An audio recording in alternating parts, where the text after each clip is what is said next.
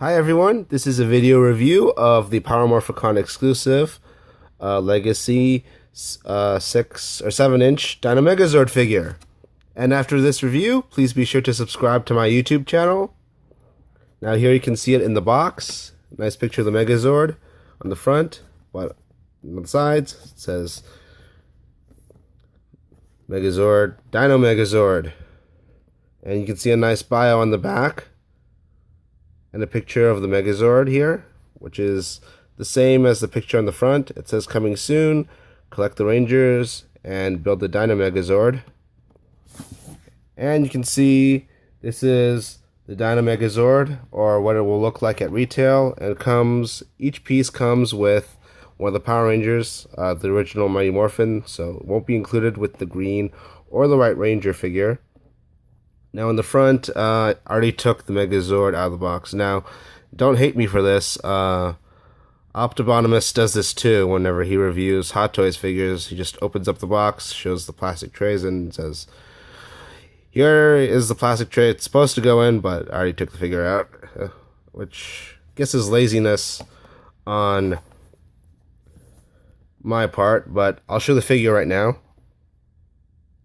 But first I will say that you will find that the Power Morphicon exclusive Megazord, does go hand in hand with the Comic-Con exclusive Red Ranger. At least for the moment, it does. Because you may have noticed, if you have bought the Red Ranger at Comic-Con, SDCC, comes with the Megazord sword.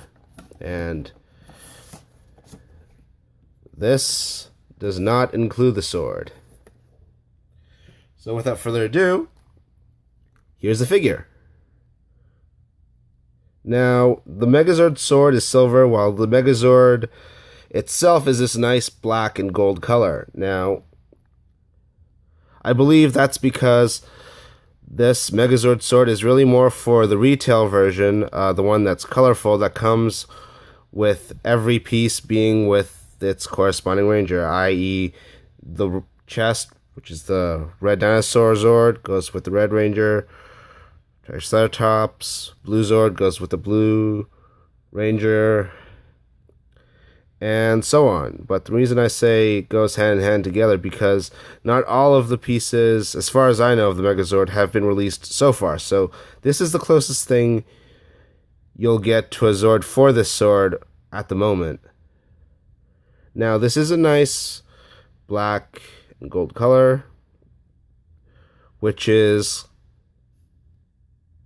kind of cool. I know there are a lot of gold and black exclusive Toys R Us figures, which are kind of difficult to find right now.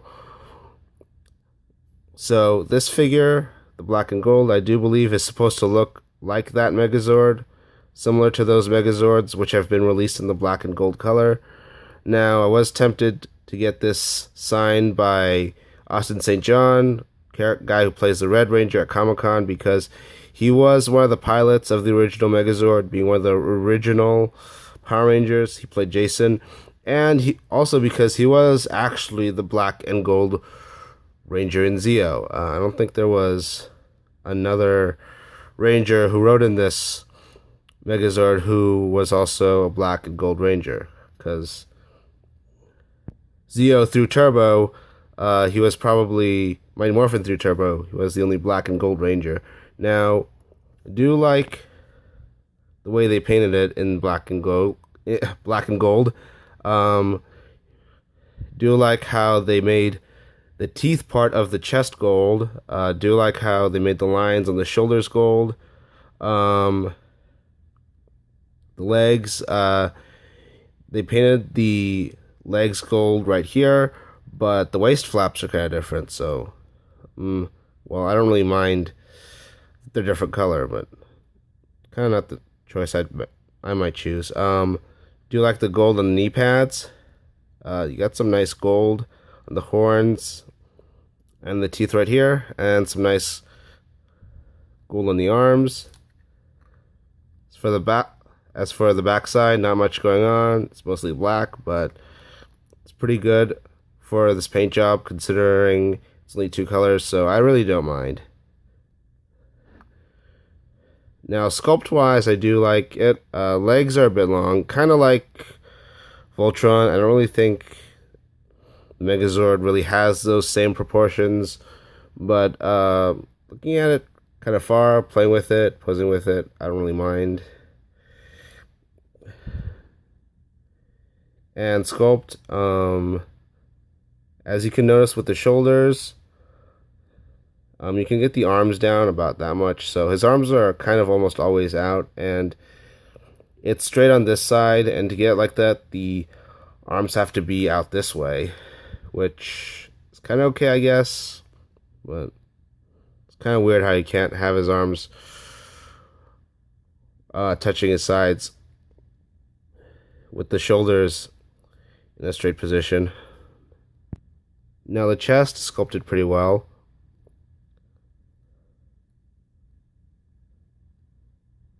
Do like these nice panel lines they added right here. And as for the waist, do like the nicely molded details right here on the belt right here. Looks pretty cool. Do like the molded details on the legs. And these knees, like the red right here. And do like all this molded design right here along the leg. Same thing with the other side. Arms, pretty accurate to the regular Legacy Megazord. Do like the molded design right here. Same thing with the other side of the arm. Do like these sort of jet blasters right here in the back. Looks pretty cool. And this molded design right here on the waist flap also looks pretty cool. And on the back, you do see some nice panel lining. Do like the tubes back here. As for the face, do like that faceplate. Horns look pretty good. And has 3 horns, 1 in the middle and 2 beside it. I really do like this chest. It's pretty well rounded. But for the most part, it does still look kind of blocky. With a nice curve going from one shoulder to the other. And it does feel nice and round right here below the teeth. So all in all, pretty good sculpt. So very cool looking figure. Very nice sculpt. Pretty good proportions with the figure too. And the gold and black paint job looks very cool, even though at no point in the TV show it was actually black and gold, but still looks very cool with this nice shiny paint job. So all in all, very cool looking Megazord. As for the articulation, it does go 90 degrees here. Goes the full 180 at the shoulder. No bicep or rotation above the elbow, but you can wiggle it back and forth, so you do get that playability. So for some reason that kind of makes me not miss the bicep or any rotation above the elbow, which is kind of weird. Still, but I feel that still makes it a fun figure because you can wiggle it right here at the shoulder joint. Legs go back and forth, but because of the skirt, that blocks it. Knees on a ball joint go that much. Feet are on a ball joint too. And you don't get anything at the head. As for the elbows, they do feel a bit loose on the figure. I'm not sure if it wasn't designed well or it wasn't properly assembled. I believe this is most likely a problem that might be on most of the figures. Hopefully this will get fixed when they release the mass retail figure, which I look forward to because the sword is silver. I don't believe it really matches the black and gold paint job, so I do look forward to the retail version of this, and hopefully the elbow joint won't be so loose, because from here to here, it does feel pretty tight, but going from here to here, yeah, you don't really feel any friction in the elbow, so that's not very good. From here to a little bit up here, yeah, that's pretty tight, but all in all, I'm not very comfortable with how loose this feels. Of course, it's not like it's dropping, but I'm really more referring to like when you're just casually playing this figure. The elbow will go up and down when you don't want it to. It's more, the right elbow feels more tight than the left one.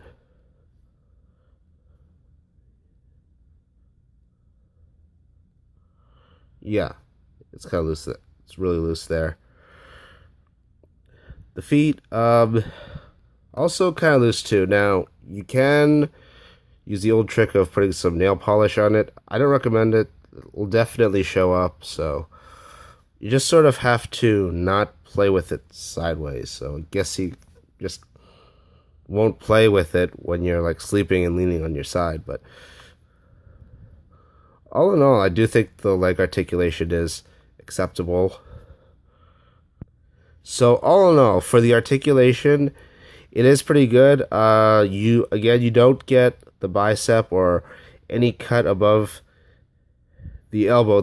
But the playability, all the joints where you want there to be joints, they're all there. So the articulation is very good, and there's still a lot of playability to this figure. So this is just one of the figures that you can fiddle with a lot, but doesn't really have all the range of motion you would want from a figure.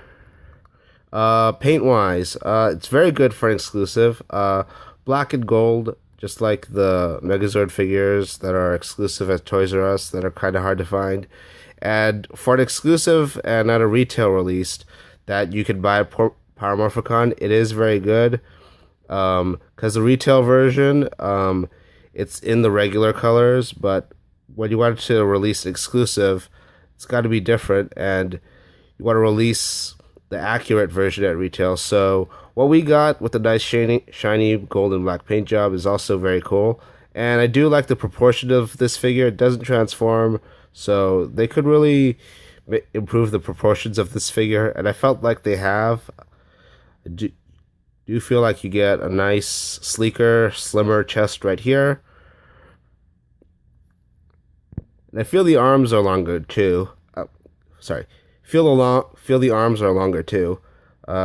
Especially this part, the bicep, which I feel is longer than the regular Legacy figure that could transform. And the legs, while they do look slightly longer, kind of like Voltron, I really don't mind for the most part. I mean, would like it even less if the arms were longer, like past the knee joint, which I really wouldn't like, because that would make the figure feel inhuman. And I really do like the figures when they have human-like articulation and proportions. So all in all, this is a very cool figure. For $40, it's worth getting, especially if you have like a tighter elbow joint than mine. Now, I probably think at least a lot of the figures, or maybe most of the figures have the loose elbow. But if you can find a figure with tighter elbows than mine, I'd say this figure is well worth it. Love the paint job. It's very cool, very shiny, very badass. And I really do love the way the gold shines on the figure.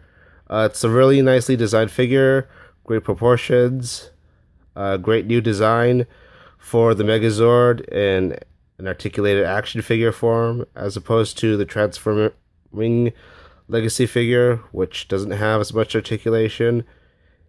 And you still do get a lot of playability. All the points of articulation you want, as many points of articulation you want, are there, even though it doesn't have the full range of motion you may want with an adult collector action figure. All the playability is there, so it's still a very fun figure.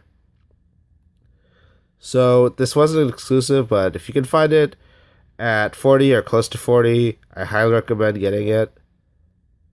One reason to buy this is because we're not getting the full Megazord at retail for quite a while, so pick this guy up if you can find a good deal on it. Well, that's it for my review. Please be sure to subscribe to my YouTube channel. You can also follow me, twitter.com/legendantihero. Also follow me on Instagram. My name there is Legendary Antihero. And also friend me on Facebook, facebook.com/legendantihero. Well, that's it for my review, you guys. Goodbye.